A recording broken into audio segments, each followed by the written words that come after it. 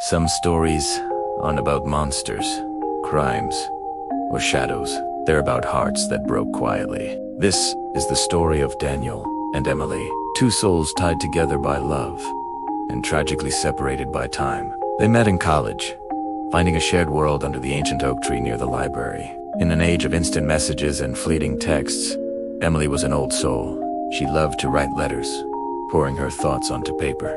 At first, Daniel found it endearingly quirky, laughing at her old-fashioned habit, but he cherished every single one, carefully storing them away.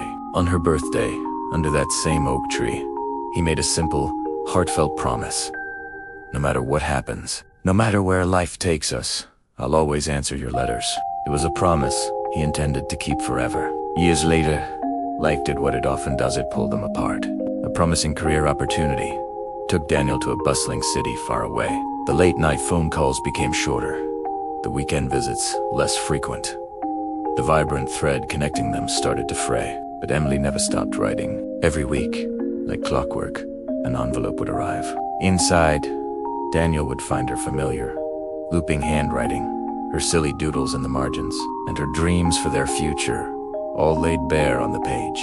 He kept them all, safe in a small wooden box, always telling himself he would write back tomorrow.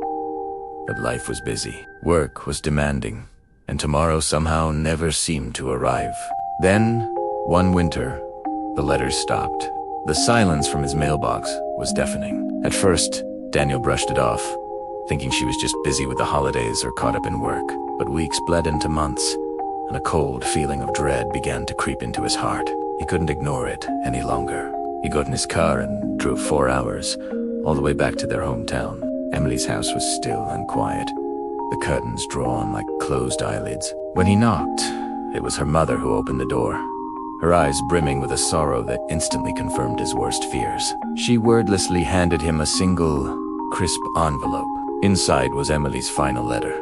She had been sick for months, a quiet battle she fought without telling him, never wanting to be a burden or cause him to worry. The letter ended with words written in a trembling hand.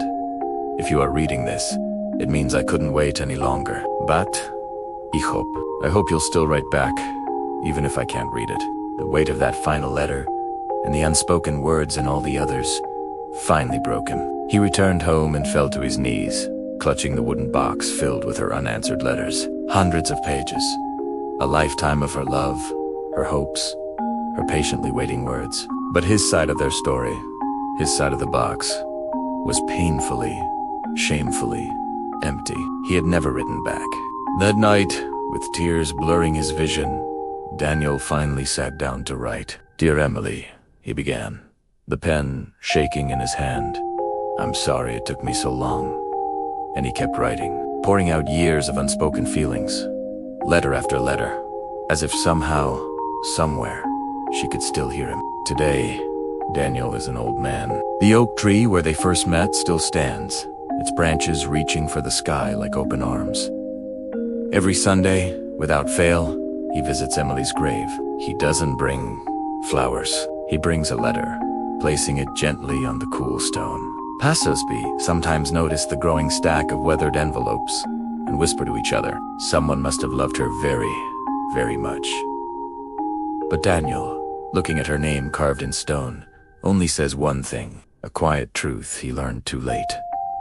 Love never dies. It just waits for us to come home.